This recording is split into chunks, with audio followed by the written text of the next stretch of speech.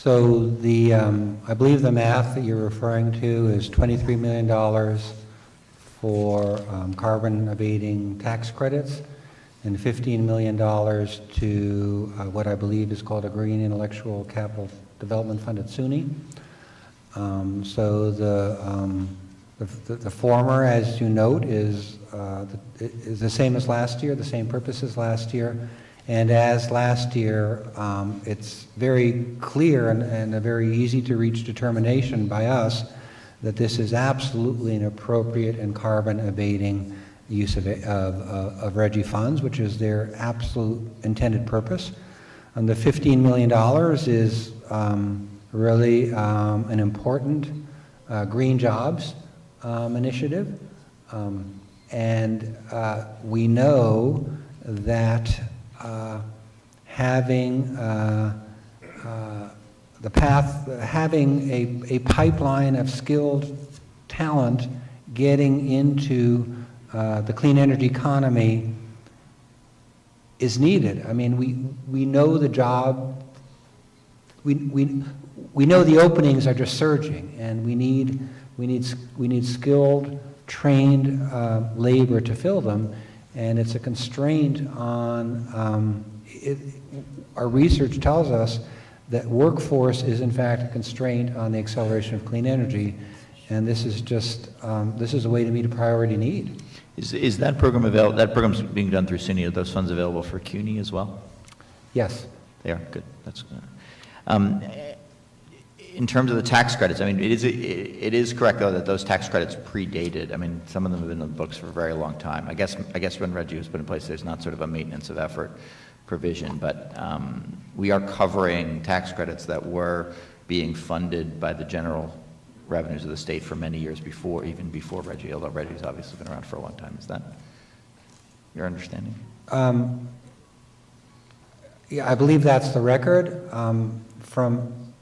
From our point of view, we have really two duties. One is to come to a view on, is this an appropriate use of RGGI? And that answer is clearly a yes. And the other view is, do we in fact have the resources that we need to deliver on the goals, the governor's goals in terms of clean energy and energy efficiency and the like.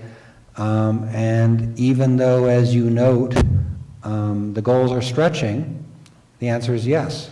Am I correct that NYSERDA adopted a budget for 2016-2017, an authority budget that does not reflect this $38 million being switched for these purposes? I don't believe you're correct. Okay, I'd like to, if you could just... The reason I paused is that there's... we have different processes we go through to handle different parts of the funds, and the RGGI spends are most, from a governance point of view, happen in an operating plan that's going to come out halfway through this year. But there was a budget. There was RGGI. We're counting on. We were counting on this, taking these activities on. You're counting on the $38 million being removed. We think of it as being invested. Forgive me. I'm not trying to catch you up. I'm not trying to engage in semantics. But you're counting on this transfer. I mean, technically this is a transfer, and you're counting on this transfer for these purposes, which you think are appropriate. Okay. Thank you very much. Thank you. I'd like to thank both of you for coming in and for being so patient and responsive. We appreciate your answers very, very much. And so thank you once again. Look forward to continuing to working with you. So thank you. Thank you. Okay, now, here we go. Our first group is the New York Farm Bureau, and they will be represented by Kelly Young, Deputy Director of Public Policy. And just so people can get in the queue, and just a reminder, everyone will have 5 minutes to testify or give your presentation. It may be better, but it's however you choose to handle it, that you may not read your testimony word for word. As you know, it's being submitted for the record, but at the same time, maybe cover the most pertinent highlights.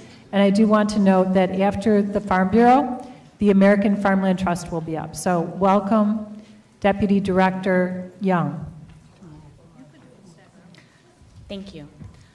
Thanks for having us today. We're very happy to be able to speak with you this afternoon. My name is Kelly Young.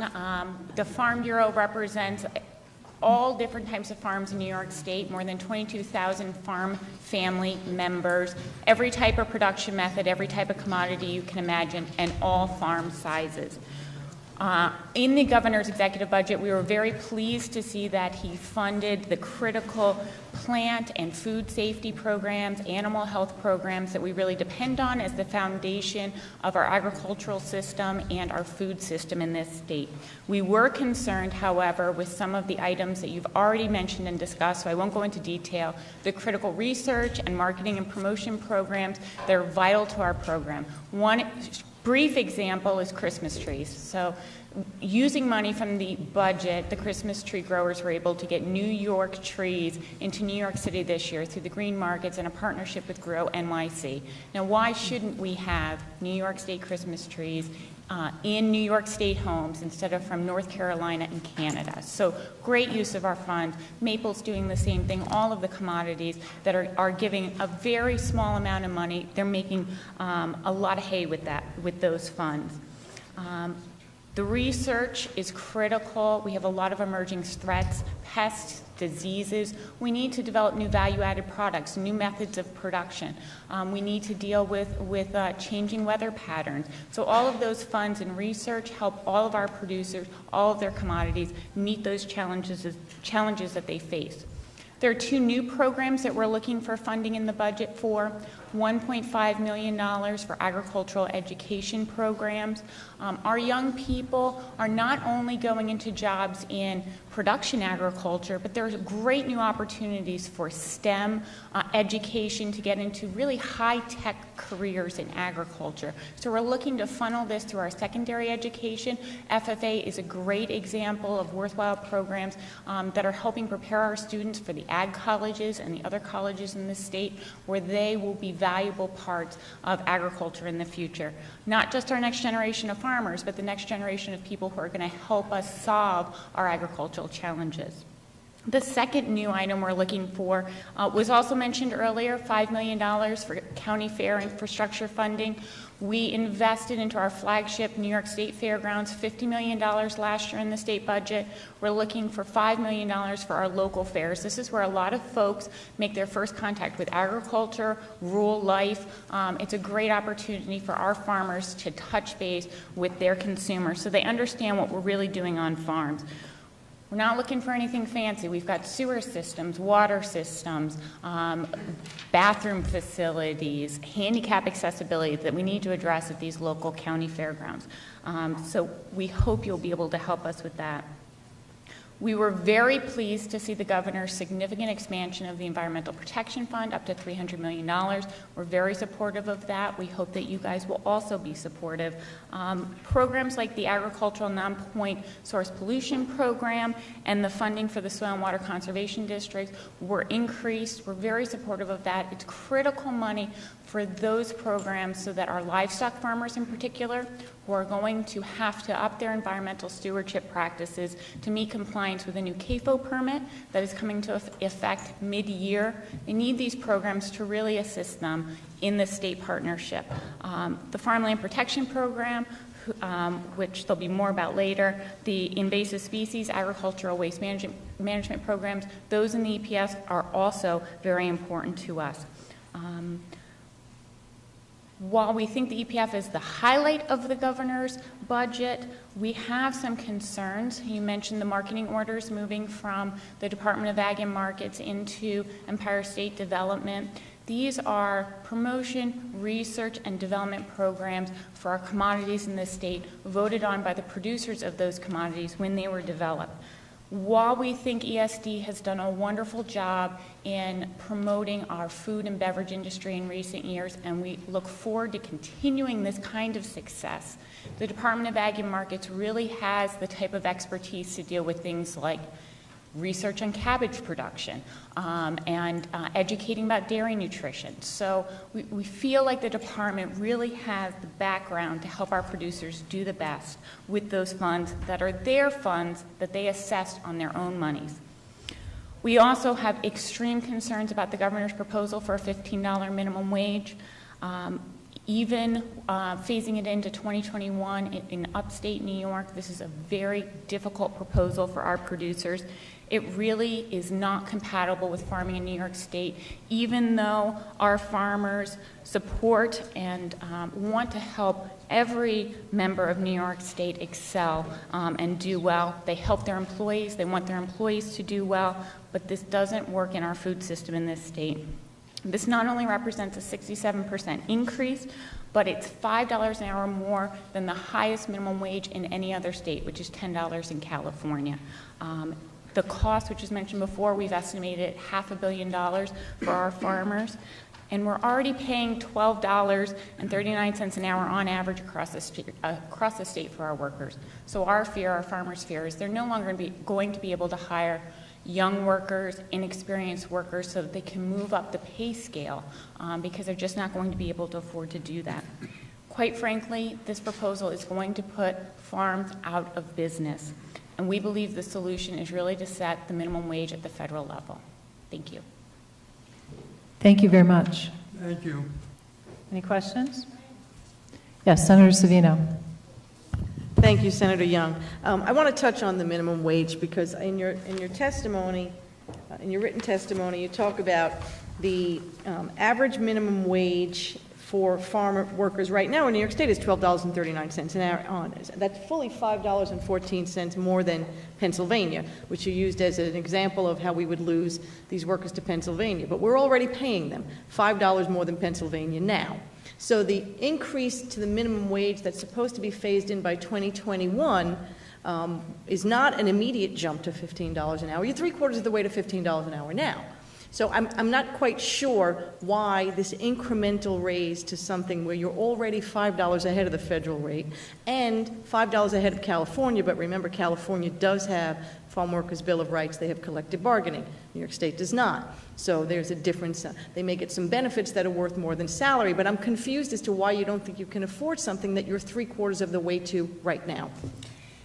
And the comparison, it's very difficult. Farmers are working on very tight margins. I know you visited farms and you understand how they work. So you know, we're talking the same language. Farmers don't have the ability to raise their prices in most cases. So they still have to compete with those farmers in Pennsylvania who are coming into New York State with half, if we got to $15, half the labor costs. And our input costs are already higher. Property taxes, our energy costs, et cetera, are already higher for our farmers. We have farmers in parts of western New York who have told us that the price to grow their crop is equal to the price that their friends across the border, not too far in Michigan, can grow that crop and ship it to Hunts Point in New York City. And so they can compete on the same level of price and not even get it to that market. We have the largest market here in New York State. Commissioner Ball talks very eloquently about how New York has to be New York's own consumer. And it's becoming more and more difficult when our input costs are so disparate to other states that we have to compete with. Cal, I totally understand. That's why I was very happy to see that it is obvious that Commissioner Ball has had a direct effect on the agricultural business just by being the commissioner. Some of the very things that we talked about when we went on those tours was the difficulty of getting goods to market, down to Hunts Point, the largest food redistribution center in the country, and most of the farmers that were coming through there are coming from Pennsylvania, from New Jersey, because it's too expensive. But when you look at the budget and you see the commitment that the governor has put into it last year and this year, into the agricultural business to make things easier for you, and you're already paying almost $12.50 an hour. I'm just confused as to why you think another $2 is so detrimental to an industry over the next 6 years. Our farmers are doing the numbers. They're calculating, where am I now? How much more can my margin absorb? And they don't have any more left. So some of the changes that we've made have definitely been helpful. We're getting more food into the hands of New Yorkers. We have made great strides with getting foods into schools, but we have a long way to go. We have a long way to go. New York State even has challenges. New York State's not entirely buying all New York food. So, and it's a price thing. It's a cost thing. Our guys just can't compete, and this makes that gap even wider for them to sustain. I think your concern is, I'm not diminishing it, but I think it's not as dire as you predict, because you're already paying well above the federal minimum wage, and even well above the state's minimum wage, which is higher than the federal minimum wage. And by the time you get to 2021, let's assume we don't have any change in the minimum wage. The likelihood is you're going to be paying these same workers slightly more 6 years from today than you would today. I doubt that wages would be stagnant for the next 6 years. So I'm just suggesting that perhaps it's not as dire as you think, and we might have some room for discussion. Thank you. Thank you very much. Thank you for pointing out that, to Senator Savino, that farmers do not control their own destinies as far as what they're paid for their products that they produce, and that they're at the mercy of the market and they're told what they can get paid. And the fact that we are competing with other states. And so I know that I certainly appreciate Senator Savino's concerns. At the same time, I have concerns about losing farms. Can you tell us how many farms we've lost already in New York State over the past couple of years? And so people are having a very difficult time, and I know because I hear it from people in my district who are farmers that they already are struggling to make ends meet, that they have energy costs and they have supplies costs, and then they have labor costs on top of that. They have the market going up and down, whether it's dairy or whatever other farm product that they produce. And have we lost farms in the last couple of years? And do you think that the current wage structure has anything to do with that? We've definitely lost farms. I don't have the exact numbers for you, and I can certainly get that for you. But we have lost farms, and the challenge right now is that our dairy farms are in a serious price difficulty. They are producing milk at a price they are selling milk for less than it costs them to produce it, so under the cost of production. And dairy goes through these types of cycles, but it becomes more and more difficult for them to recover from difficult years. Last year was a difficult year. This will be a difficult year, and we don't see a lot in the horizon that's positive for dairy right now. It will rebound, but it's very challenging. So dairy farms, we are hearing, are going out of business. They are not coming back to continue to produce milk, and that trend, unfortunately, this will exacerbate.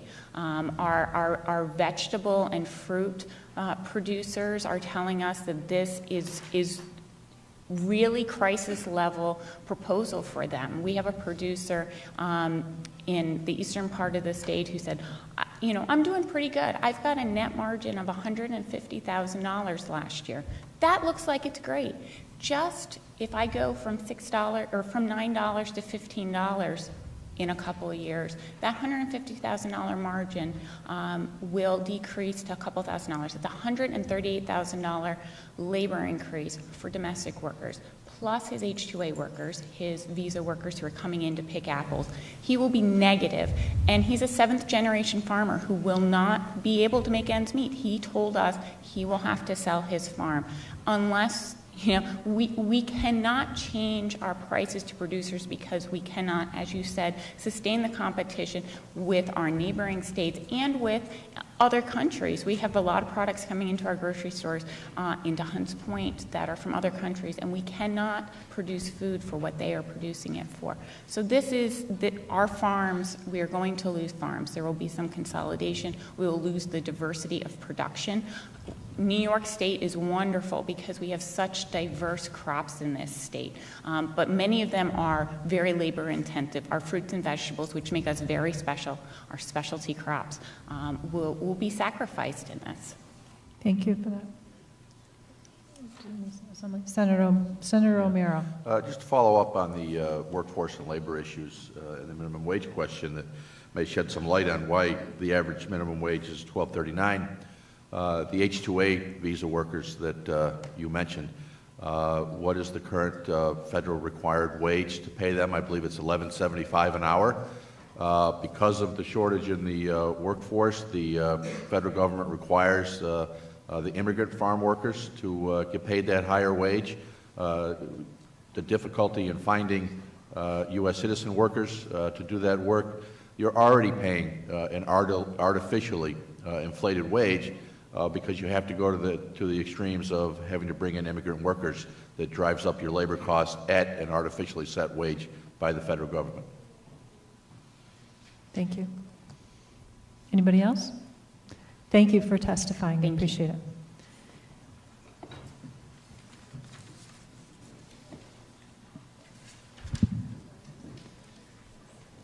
Next, we have Laura Tenike from the American Farmland Trust, and after that, we have the International Brotherhood of Electrical Workers, Utility Labor Council of New York State. So if you could be ready.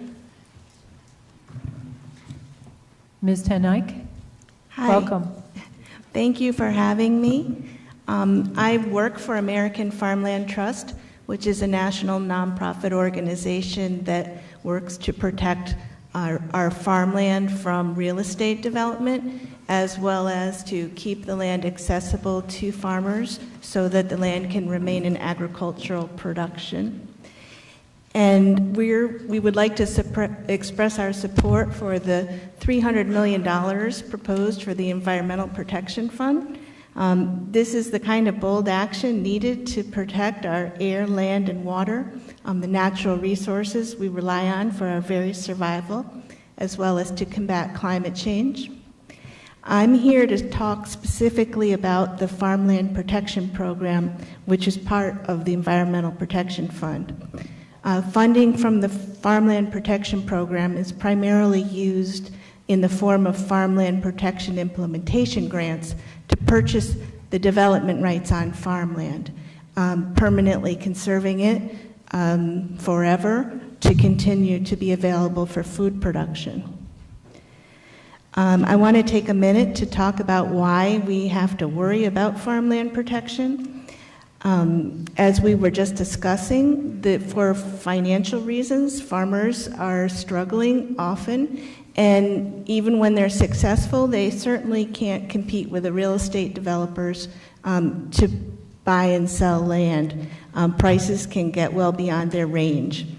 Our state's 7 million acres of farmland sounds like a lot, but it's a finite number and it's irreplaceable.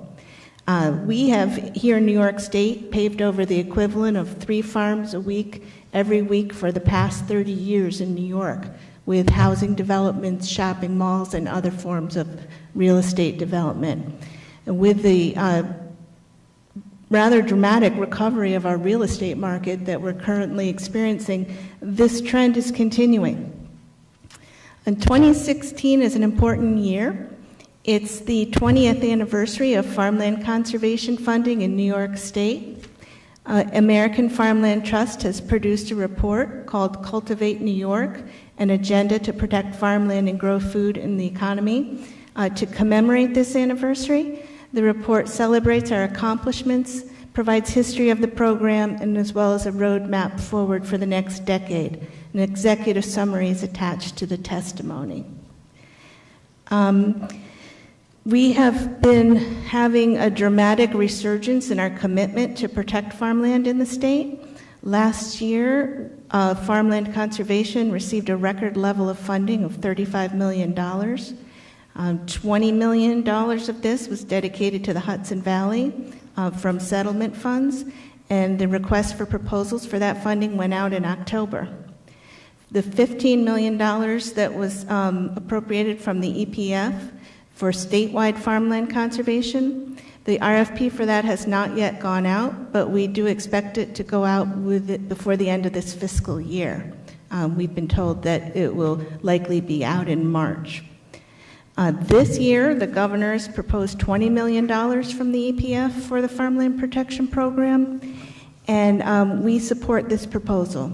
It's a $5 million increase over the previous year, and we feel that it is appropriate amount of money given the capacity of the department to disperse the funds for what is a fairly complicated process. This increased support for farmland conservation is particularly important right now because we do have a situation on our hands. Everyone is aware of the trend of the aging farmer. I believe the average age of the farmer in New York State is 57. 30% of the state's farmers are age 65 years and older. They own and operate 2 million acres plus of land. That's about a third of the farmland in the state. A special sort of the Ag Census data that was conducted by American Farmland Trust revealed that 92% of these farmers have no identified successor. Another 30% of the state's farmers are age 55 to 64.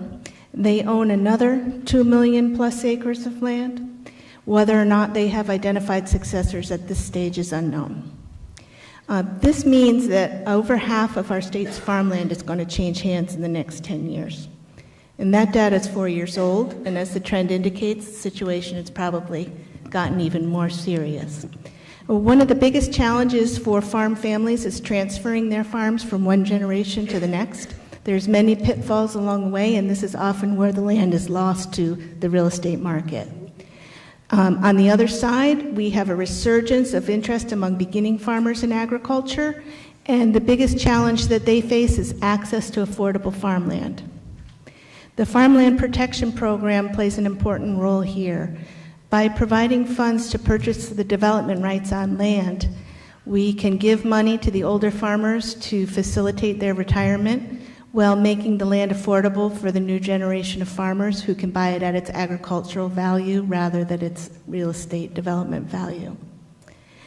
2 weeks ago, we launched our report, released it here with a press conference here in the Legislative Office Building, and we shared some stories about how the Farmland Protection Program has worked in this way. I'll just share them quickly with you. The first one is a dairy farm where they used to farm in Guilderland, where currently Crossgates Mall sits. They were forced out by development. They moved to Washington County. All three sons decided they wanted to come back to the farm. So how did they manage this? Well, they sold the development rights to their farm in exchange for state funding, used that to purchase more land, expand their farm, so it is now supporting 4 families as opposed to 1. And I see I'm out of time, so I'll skip the second story, even though it's a good one. Okay, well, thank you so much. And I know that was a press conference, the information is out there, and we truly appreciate the testimony that you submitted today in writing also. I look at your report, looks great. So thank you for being here. Sure, thank you very much. Next, I'd like to call up Dan Mackold, IBEW Local 97, Eastern Division Business Representative.